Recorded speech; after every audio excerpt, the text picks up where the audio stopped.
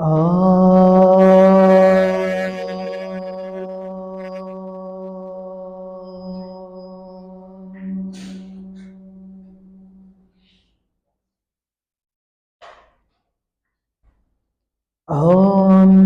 Sahana Vavatu Sahano Bhunaktu Sahaviryam Karavavahai Tejasvinavaditamastu ma vidvishavahai. Om Shanti Shanti Shanti. Guru Brahma Guru Vishnu Guru Devo Maheshwaraha Gurureva Param Brahma Tasmai Shri Gurave Namaha. Chinmayam Vyapiyat Sarvam Trailokyam Sacharacharam Tatpadam Darshitam Yena Tasmai Shri Gurave Namaha. Om Shri Chinmaya Sadgurave Namaha. Om Shri Chinmaya Sadgurave Namaha. Om Shri Chinmaya Sadgurave Namaha.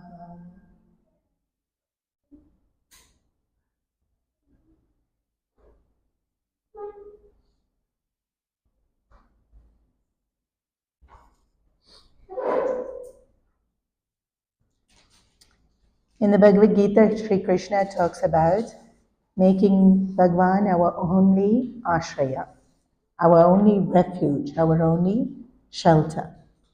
And when we think about it, usually the explanation is we turn to money as a form of security, we turn to people as a form of security, but also very often we turn to this concept of I can do as our form of security. And we can do, we must do. But here, Bhagwan Ramana Mishi starts with this statement that karma is jada. Karma is not supreme. Yeah? And so here in the sense of when we spoke yesterday about what does it mean that karma is jada? The idea is it's not all powerful. Jada cannot be more powerful than that which is chit. Subtle is always more powerful than the gross. And so if karma is jada, it's gross. And so when we think about turning to our ashraya, our refuge, where we turn to get solace, where we turn to get strength, where we turn to make ourselves feel better, as bhaktas we turn to Bhagwan. But very often we will tell people or ask people, tell me what to do. We have a problem. Tell me what to do. We rely so much on this doing. We really think of ourselves as doing beings, not beings. Right? I remember somebody had said we should call ourselves human doings. Because we're so busy doing. And not only, we want to be doing. We feel a sense of peace when we are doing. Sometimes when people will say, so what should I do? Especially with grief. Nothing. And they look at me very disappointed. I better go ask someone else. Because this answer is just not satisfying. Even when we say how to control this mind, tell me what to do. Nothing. No, this cannot be the answer. Doing nothing cannot be the answer. And actually, in 80% of time in Vyavaharic living, it's true. we should do something. Yeah. But in terms of our final ashraya, it can't be doing. That's why even in the story of Draupadi, at that game of dice, first ashraya was her husband's, and they didn't help. Second ashraya was elders in the court. We turned to our elders for advice, for solace. Wasn't found. Then her own logic, she argued, and her logic was very sound. Didn't help. Then finally her own physical strength of holding on to the vastra. Doing. I will argue with you and convince you is doing. I will use my physical strength, and that is doing. Please don't misunderstand. I've emphasized yesterday, we have to do, we must continue to do. What Ramana Maharishi is trying to tell us is that it's not supreme. Karma kim param. It's not. In all our doings, know that doing is not supreme. Doing isn't going to solve our problems. Then why should I do? Because we have to. But expecting the doing to solve our problems brings us to that how to be miserable list. We don't know how to be happy yet. We just know how to be miserable. Expecting doings to solve our problems is building ourselves up for disappointment, because doing doesn't, because doing is jada. So now we're continuing here. And Kritimaho dado patana karanam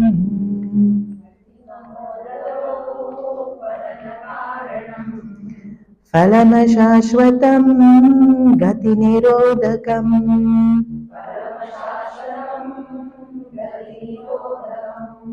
Kritimaha dado patana karanam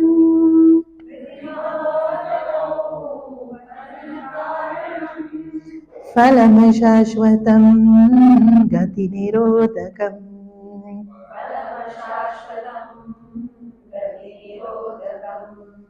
So these first two verses are showing us the problem. But don't get impatient or disillusioned. The next verse gives us the solution. But first, very often, we have to take away what we have misunderstood. Then only we can replace it with what is correct understanding. And so we have already made the assumption that we can solve all our problems with our own actions. Okay? And we'll soon see that it's knowing more than doing that will bring about effective change. Yeah. So we still do have to do, but we have to do with the knowing. Just doing on its own won't be anywhere near as effective. Having said that, you hold on that there's a solution. And then now we're going to elaborate on this verse and understand just how we fall into this trap of Maya. Not that Maya is trying to trap us. That also we should remember. And we just, our own mind, actually better way to say it is we fall into the trap of our own mind. Because nobody outside is trying to trap us, it's our own mind that is so sneaky that it won't listen. So here, Kriti Maho Dado, there's this ocean of what? Actions. And then Phalamashashvatam. This ocean of action, the results of all our actions is limited. Action is limited, so the result will be limited. And that's perfectly fine. There is no problem here. Action is limited, result is limited, no problem. But Patana Karanam and Gati Nirodhakam, this becomes the cause for our fall. By in itself, it cannot cause a fall. Action being limited cannot cause us to fall. The result being limited cannot cause us to fall. Then what causes us to fall? We are seeking happiness that will last. To get that happiness that will last, we do a finite action, which will give us a finite result. But what do we want? Happiness that will last. Since what we are doing is not giving us what we are wanting, patana karanam, it becomes the cause of our downfall. Because we're not using it the way it should be used. How is action supposed to be used? We're supposed to do a limited action because it needs to be done. The house is dirty, needs to be cleaned. Will it stay clean forever? Of course not. You will have to clean it again. So why are you doing the action? Because it needs to be done. And then, of course, so many benefits. Hygiene will be there, aesthetics will be there, even the way we feel when everything is clean will be there. Will there be benefits of doing the action? 100%. Will those benefits be infinite? Not at all. But since we don't have anything that's infinite that we are aware of, right now we are not aware of, then we keep doing the small things that bring the small results, and then we want the small results, so we do the action again to get the result again, and then it keeps going, and then we get so frustrated that why can't I just be happy all the time? Very simply because the action is finite. Yeah? So this week, the scriptures talk about it as samsara. And then we see nice paintings of samsara. I'm sure you all have all seen. Ocean, the waves are very big. Somebody is drowning. You all have seen these paintings? No? That's how it feels. That's how samsara feels. It feels like it's drowning in the ocean. Or in Viveka Chudamani, another analogy is given. There's desert and there's sand and there's sand and there's sand and there's sand and there's sand and there's just no end to the amount of sand that you are seeing, and you are stuck in that desert with the scorching sun on you and all the sand, and there's no drop of water in sight. So what is samsara? Being roasted in the desert. Or so much water that you are drowning in the ocean. But in both these analogies of samsara, there's no end in sight. Yeah. In the ocean, when you're in the middle of the ocean, not when we are happily standing in our balcony looking at the shore, looking at the ocean. No, that's very pretty. But when you're in the middle of the ocean and you can't see the shore, it's very scary. Yeah. Because no matter how much we tread the water, we're going to get tired and our energy is going to run out. Yeah. That's why it's scary. What is that? However much I do, remember doing, I won't get saved. That's why karma is jada. Same in the desert. When I can't see, I can walk and I can walk, but I'm going to get tired. Doesn't matter how much I do, I'll still be in the same spot I am in now, with no end in sight. That's samsara. Such a horrible picture. But usually in these beautiful paintings of samsara, otherwise it wouldn't be beautiful, there's a boat. And Krishna is on the boat. You really haven't seen these pictures?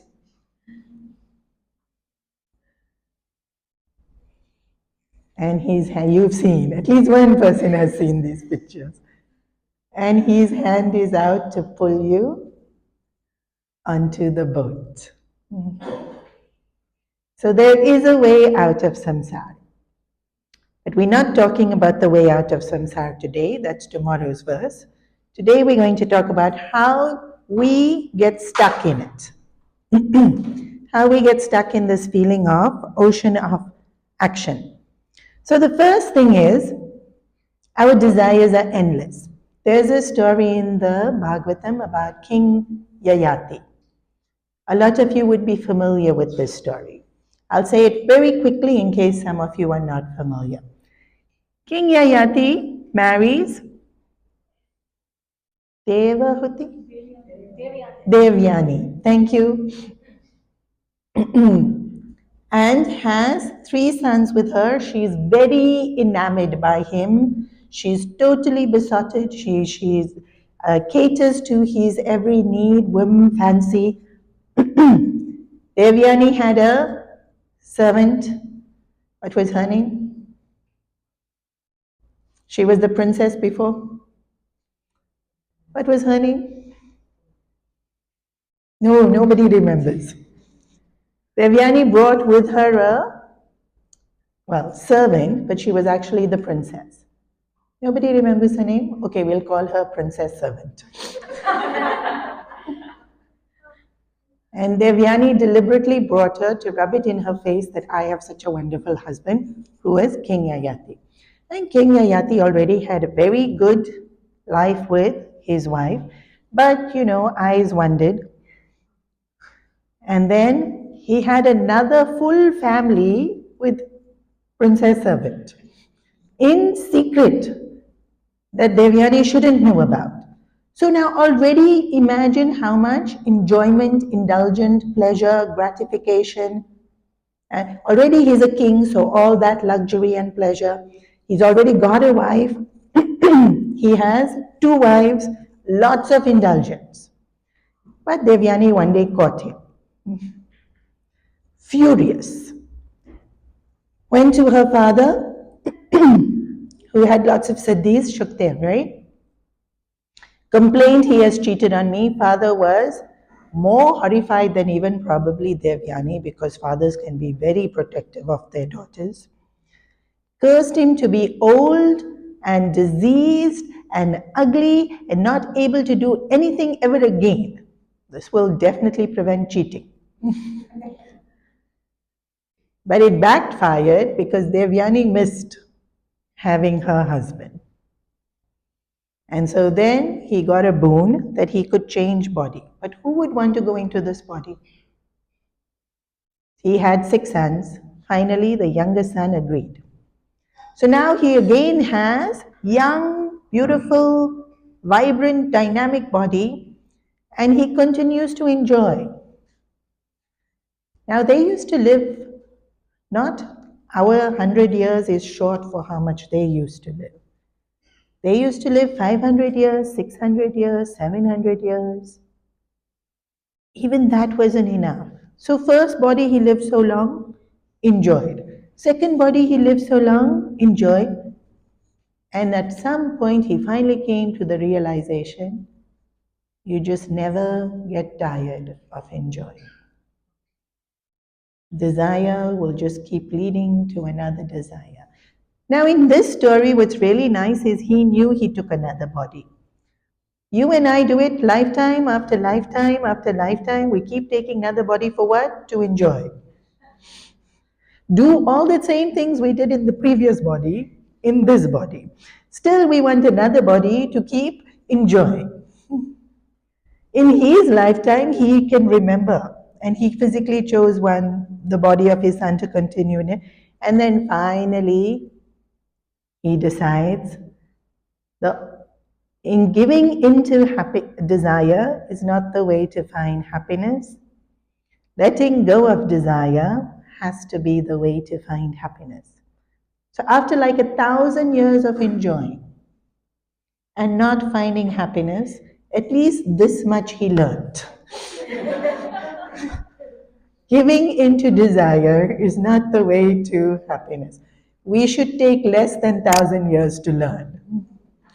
From King Yayati, we should already learn.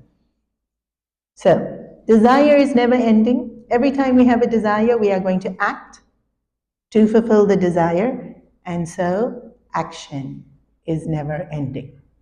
And this is the first way that Kriti Mahodado.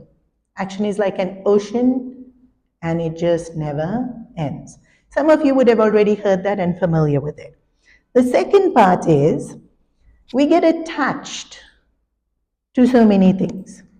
Those things make us have desires. The minute we have desires, we are acting. So attachment leads to action. Everybody can follow the logic of that. But then something else happens. We get attached to acting. For example, somebody who goes to gym. Then something happens, don't go gym. Hey, they're so restless. No, cannot not go to gym. Why? Someone will be so happy. Don't go gym. But they get so restless. Why? Become attached to action. Or sometimes we get sick. Doctor says rest. Cannot. Still we will get up. Still we will do. I remember there was this one family I live with. I won't say where, then you won't know who they are. The husband used to tell me every day when we would sit for breakfast, she's very busy, very important work she has to do. Till 3 o'clock at night, she used to take the jar from this table and put it in that table. Had to be done at 3 o'clock at night. Has to take the dal from this jar and pour it into this jar and then move it there. She's very busy. Very important work she has to do. Of course, he was being sarcastic. Of course, he's teasing her in front of me. But he used to make this comment that why till 3 in the morning she has to do these things? And then he used to say, what's lizard in Hindi? Chipkali. Apparently, there's a saying in Hindi, and some of you will know it, that the chipkali, you know how the roof, one hand is there, and then the lizard's on the wall. But one hand is on the roof. And the chipkali believes it's holding the roof up. The whole house will fall down. I have to hold the roof up. You knew what he was saying? Then he'd look at his wife like, you should understand now. This house is running just fine. But this is what we do. We get attached to action because we think if I don't do, everything will fall apart. And then we put that pressure on ourselves, and actually we just attach to acting, and since we attach to acting, there'll be no end. There'll be no end. But this is the most interesting way in which action is an ocean. This third way in which action is an emotion. Yesterday we talked about the circle of powers. Remember? Adi Devik, Adi Bhautik, and Adhyatmik. Adhyatmik, we have full power. Adi Bhautik, we have only influence, not power. And Adi Devik, we have no power whatsoever. Right? Then we spoke about action and reaction. Yeah? Action is Adhyatmik. I have power. I have control. Because it's me doing. Mostly. Right? Like some physical sneezing, all of that, we may not be able to control. But that doesn't constitute action. Remember, action is that which is done with, deliberate movement with intention. Okay, so there's an action, and then there is reaction. Reaction is which one? Adhyatmik? Do we have control?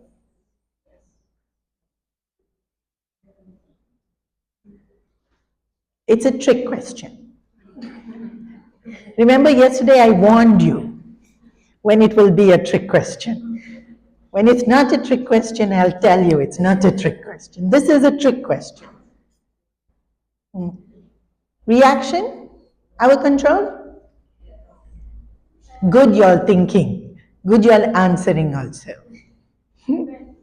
Depends. Depends on what? Instinct body reaction. No, this is you told me, oh, you've become very fat. Then reaction. That's not knee-jerk reaction. Oh, you praise me. The class was so good. Reaction. Right? You did the action and my reaction. It's Adhyatmic? Adibautik? Adidevik? Which one is it? I warned you it's strict. Huh? 1 and 2. Who's got power when I'm reacting?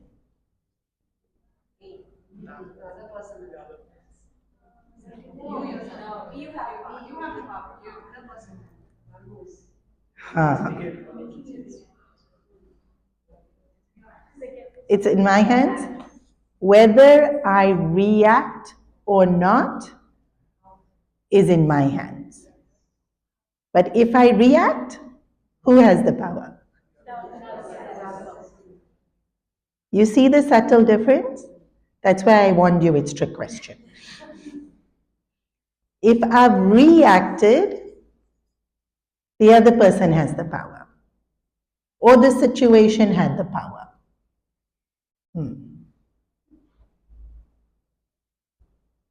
Because this is how I gave the example yesterday when siblings.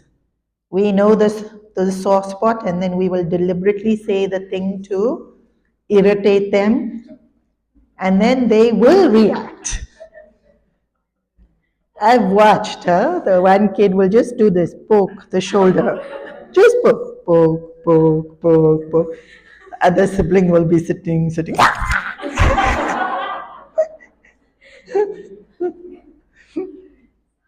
First they telling themselves, don't. And then suddenly, they'll hit and they'll hit, scratch and whatever. And then usually it's the smaller one who's poked. Mommy! Or whoever. And now they can complain, he hit me, she hit me. Who got the power? They were totally able to provoke me. When I react, the other person has the power. Now in this example, this younger one was doing it deliberately. Poking. Yeah. Very often, we're not doing it deliberately. Yeah. In conversation, I'll say something. My view, my standpoint. Things like money, politics, religion. Very touchy topics. Yeah. So let's say in conversation now, I say something about Modi. And of course, I'll say it like, it's the truth. The other person reacts. If they like Modi, it will be positive reaction. If they don't like Modi, it will be very negative reaction, which happens all the time. Any politics, right? Politics is always very touchy topic. So, action, reaction. Now, so I said something about Modi, you reacted. Now, I'll react to your reaction. And then you reacting to the reaction I had of your reaction. Now, please tell me who's in control. Who's in control? Mr. Modi.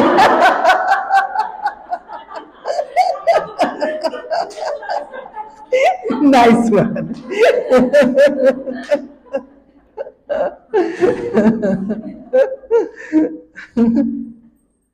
No one's in control, right? We're literally bouncing off each other with either one of us being in control. Where is it going to end? Since nobody's in control, it cannot end. This is the worst of samsara.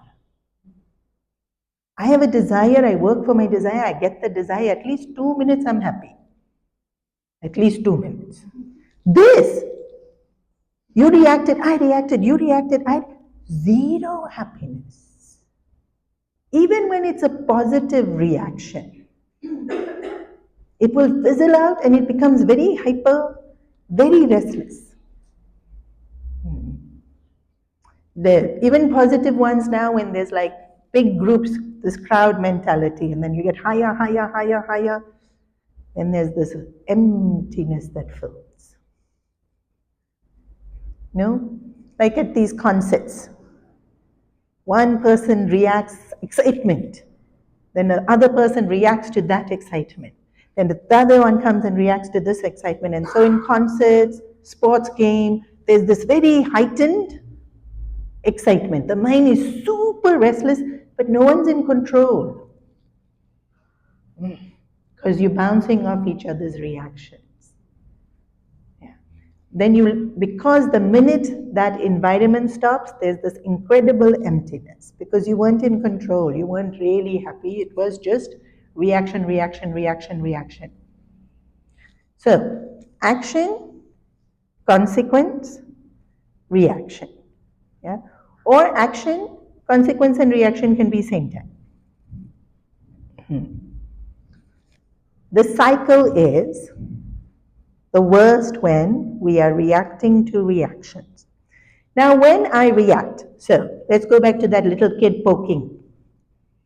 Yeah? He is doing action of poking. My reaction to hit or to jump on him, to scream on him, it's a reaction. But it counts as an action. Because remember, the law of karma is every action has a equal and opposite. I'm going to use the word consequence here because right now I'm using the word reaction to mean the emotional reaction we're having. So every action has a consequence. But in addition to the consequence that happens outside, there's also this emotional reaction that's happening inside. Yeah? And there can be overlap between the two. Now my reaction of punching my sibling, the consequent of that action, even though they have the power of that action, I get the consequence of it. Because it's an action I chose to do. But in our thinking, it's your fault. Right? In our thinking, it's your fault. You deserved it. But that's not how the law of karma works.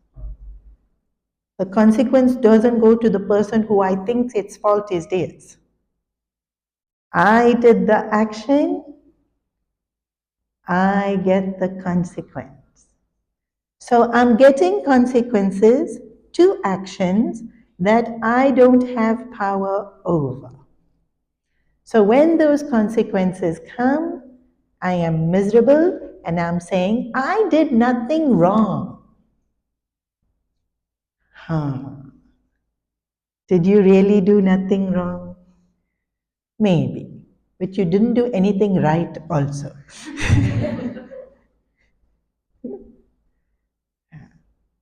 So, action should be met by action. What does that mean? Emotional reaction will happen in our head. It will happen. But acting on the emotion is reacting. This is why we do so much study of vivek, viveka or vivek, the quality of separating one thing from the other thing. Most easy we say separating right from wrong, but there's no right and wrong in this situation. What are we separating? We are separating what I'm feeling to what I know. We are separating thoughts that belong to mana, mind, and thoughts that belong to buddhi, intellect. So, when my younger sibling is poking, intellect said, ignore. If you pay attention to him, he's just going to get me into trouble.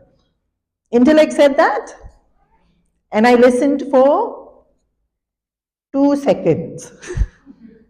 Then mind said, he's so irritating, I have to get him out of my life. Did I separate the thoughts? If I separate the thoughts, I will listen to intellect. But because our thinking, we can't separate the thoughts. We just listen to all the thoughts that come in our head. We're not differentiating between thoughts that are emotional, irrational, and thoughts that are governed by knowledge. So, action will have consequence. I blame the action on the other person, but the consequence still comes to me. Then I feel it's not fair. When I feel it's not fair, then going through that consequence, I am reacting to it. Again, I'm giving away my power. What is samsara? I've given away my power. That's why it looks like I can't save myself. It's just so vast and it's so hopeless. That's why it feels so horrible.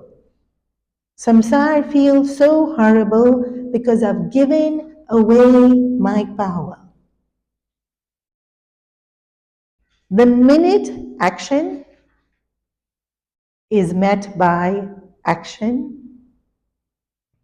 I now have back power.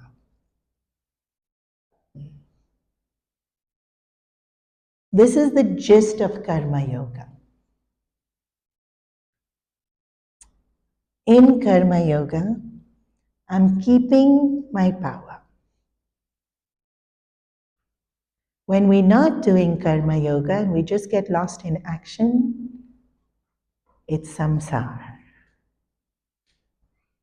Not that I have full power, because we saw in the last word that gone blank. That's why it was better when I didn't have the book.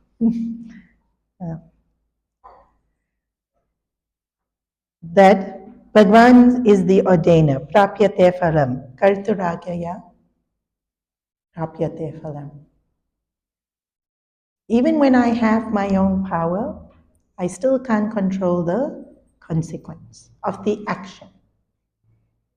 But I can always control the consequence of my own mind. Okay? And so this idea here that it's this ocean. The action becomes this ocean. And so the first thing to prevent it from being an endless ocean is, we saw what makes it an endless ocean? Desire leads to desire, leads to desire, leads to desire. Yeah. The second thing is, I get attached to action. And the third thing is, I react rather than act. So when we know what makes it an ocean, we already know how to be able to get onto the boat. Krishna with his boat is already there. But I need to lift myself. He's also lifting.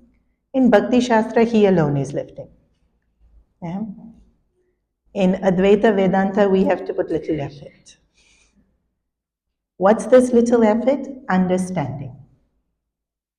Understanding that happiness comes by dropping the desire rather than fulfilling the desire.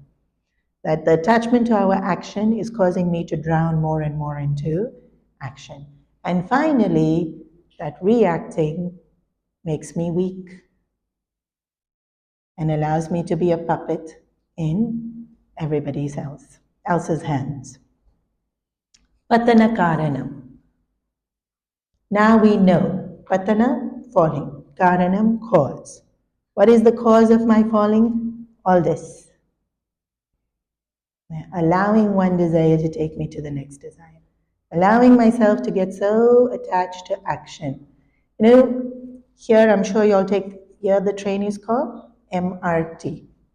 I don't know if you all do it here. But there'll be different doors on the train, and there'll be one that is closer to the stairs or the escalator.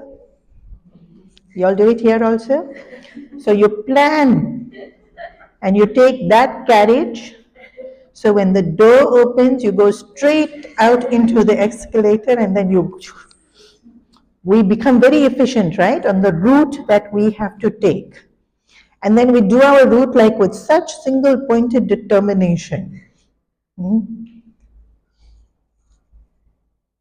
Today, tomorrow, next day, don't do your route. Why? My route works. It's efficient. I agree. It's efficient. Don't do it. You'll be fine? Because we get attached to the action. Such a small thing, huh? I didn't say turn off your mobile phone.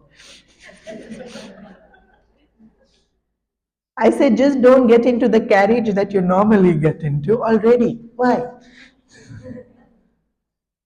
Because we're so used to these rituals. That action, we make rituals out of our action. Yeah. I remember we were some group of us, and then you have to go to bathroom first, then you have to bath, then you have to brush your teeth. And I said, who said? It's the way it has to be done? What if I brush my teeth first? No! Just attachment. We just form attachment to our little ritual of how we do things. And then today, oh my gosh, so social media and too much connectivity sometimes, there'll be big debates on, should the toilet paper be from top? Should the toilet paper be from bottom? Why is this even a conversation? Not only is it a conversation, it's such a long conversation. Attachment to action. Because we just got used to doing something that way. Yeah. Then we'll not able to stop. Not able to be flexible. Yeah. Now that we know Phalama, Patana Karanam, since we know the causes of our how action leads to downfall, we can prevent it. Gati Nirodhaka means it is an obstacle. It's a barrier. Yeah. Actually, we can only work with what we have. and we only have actions. Yeah. So we have to work with actions. Oh, sorry, that's wrong. We don't only have actions. We have body, mind, intellect. So we can only work with these three. Yeah? And you would have noticed that when something is easy, we tend to make that our default setting. Okay? Easy, convenient. Or when I am good at something, I tend to make that my default setting. Yeah. When we are born, movement and action is needed to help the brain to develop.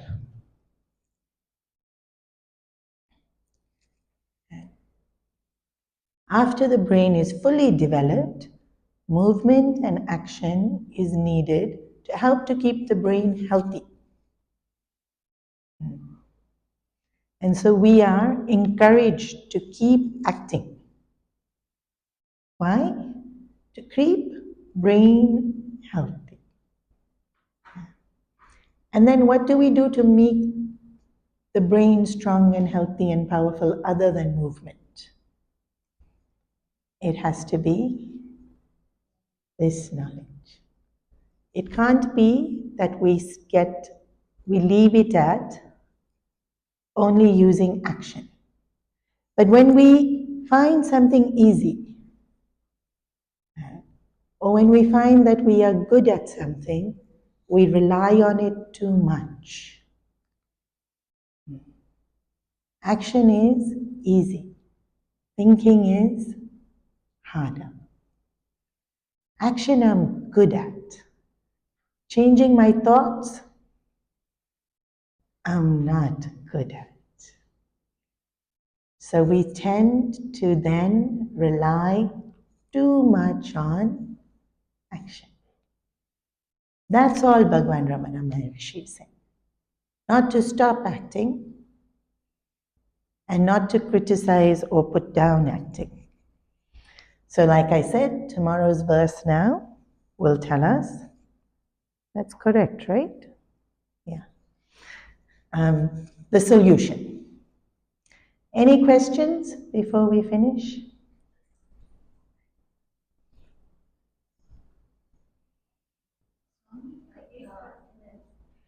It's 20 past. Yeah. An incident like a person is driving and a child crosses. A person is driving, a child crosses. So that is adi-derivative. It's like if the child was meant to have that accident. We'll react, slam on the brake, but presence of mind, if we do it quickly enough or not, that's a little bit tricky. Yes, sometimes it isn't your fault. There are things that are adi-bhotik and adi-devik, which is why yesterday I said, the only thing that's completely in our hand is our mind, not even our body, our mind. Body is also not completely in our hand.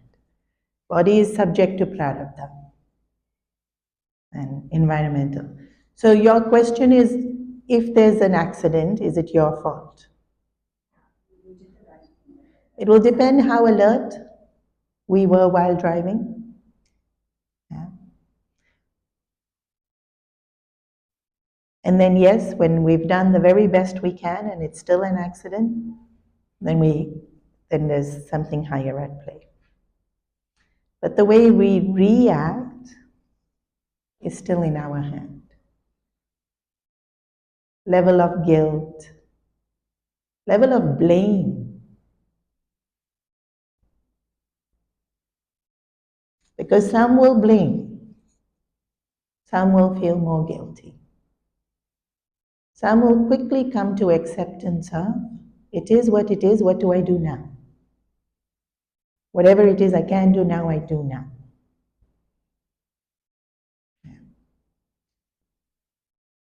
Answered? Why do things happen? I'm not saying everything's in our control. I never said that. Yeah? In fact, adibautic means influence, not control. I can influence my surroundings.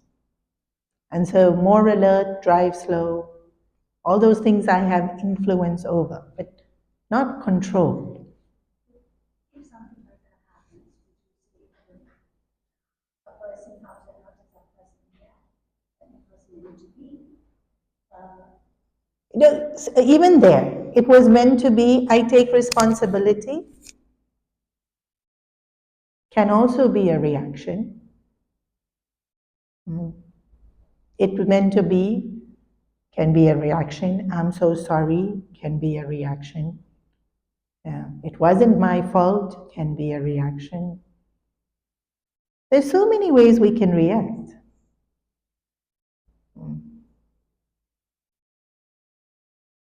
But depending on our default setting, we will think there's only one way to react.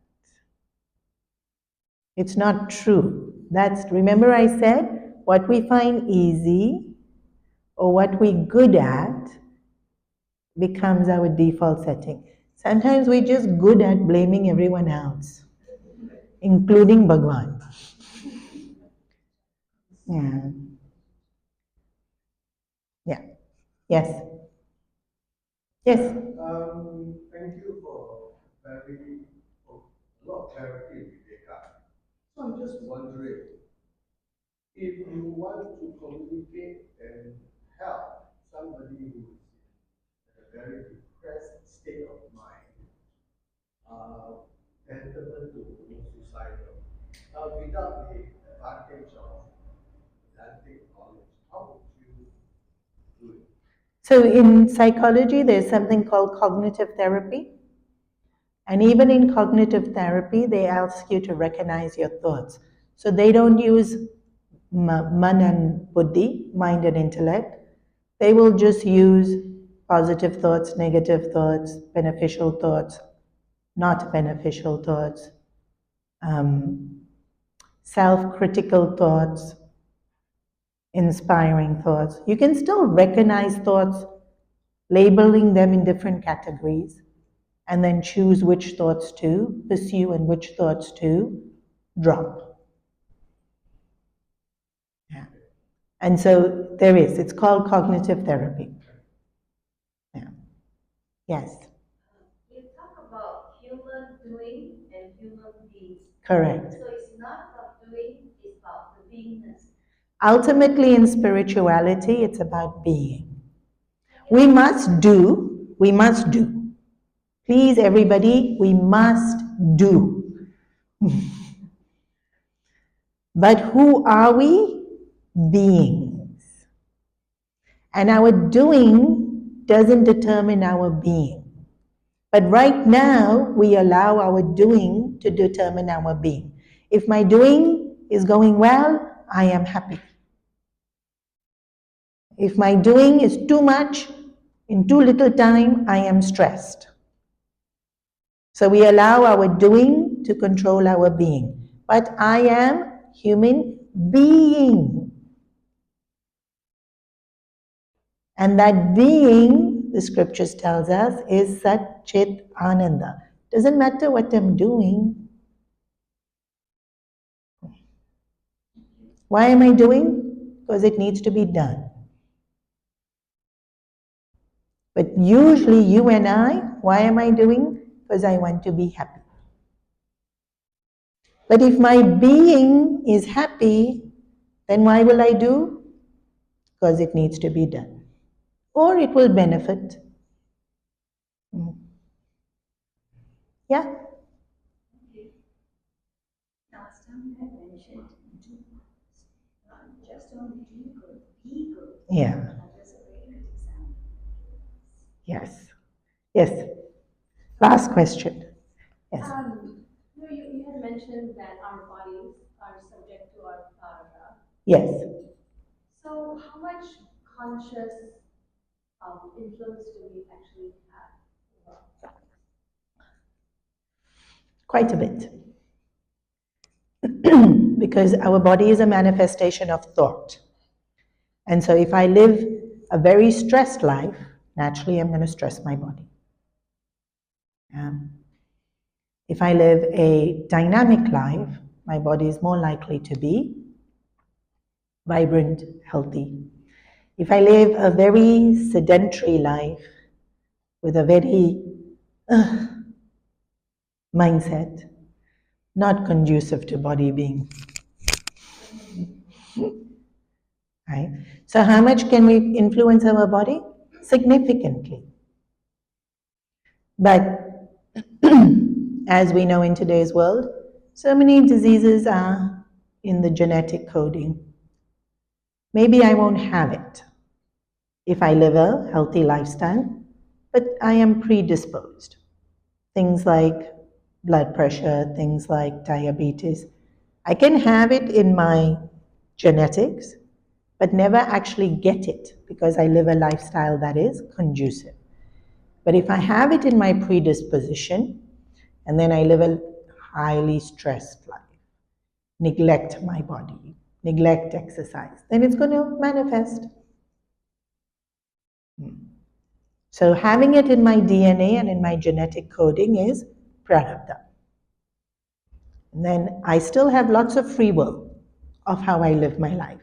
And then let's say it's so strong that I'm living very healthy, but I still get it because it's there now in my prarabdha.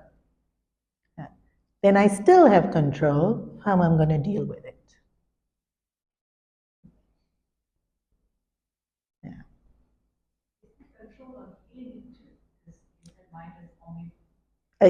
Yes, we have a significant control over, not 100%, because body is, if you remember Tattva Bodh, our body is, yes, the chicks just did it in Uttarkashi, so the chicks remember Tattva Bodh very well. The body is made up of past karmas. At the point of birth, when we just born, our shape of our nails, our color of our skin, our all of the straight hair, curly hair, all of that is decided by past karmas. Body is chosen by past karmas. So body is made from past, and so that little bit of past will continue. It's that arrow that's already been shot. But if something comes along, can I cure myself? High probability. How will I know when I can and I can't? Try.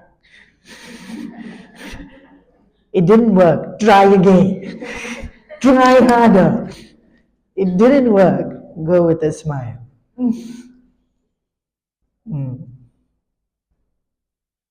A lot more is in our hands than we think.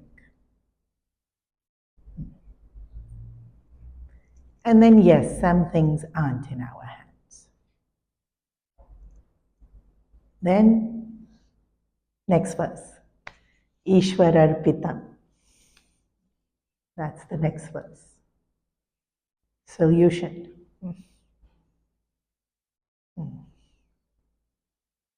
Yes. So I find that sometimes attachment results in a lot of overthinking. Yeah. And you feel like you have to react because you're so blinded by that attachment.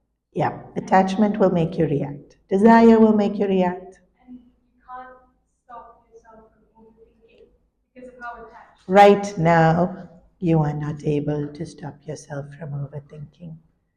Don't say it like it's a statement of truth. It's a temporary condition. How does one Deal with overthinking. No. Better question is stop.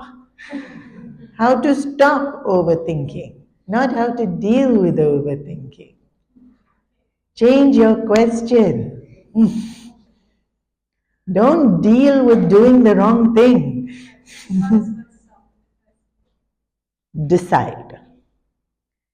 When your phone is playing, You know, in YouTube, and then the next video comes automatically without you choosing it. Stop. How decisively we stop it? Nature hai. Delete, delete, delete.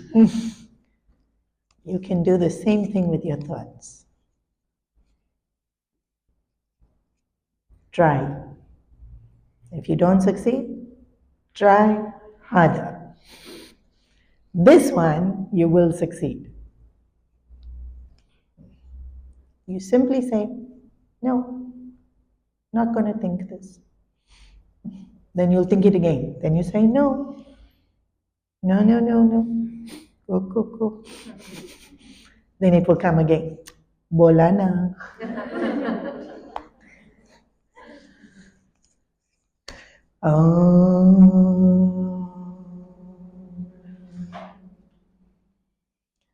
Sarve bhavantu sukhinah, sarve santu niramaya, sarve bhadrani pashyantu, ma kaschid dukkha bhag bhavet, asato ma satgamaya, tamaso ma jyotirgamaya, mrityormamritam gamaya. Om Purnamada Purnat Purnamudachyate Purnasya Purnamadaya Purnameva Vashishyate. Om Shanti Shanti Shanti. Hari Om Shri Gurubhyo Namaha. Hari Om.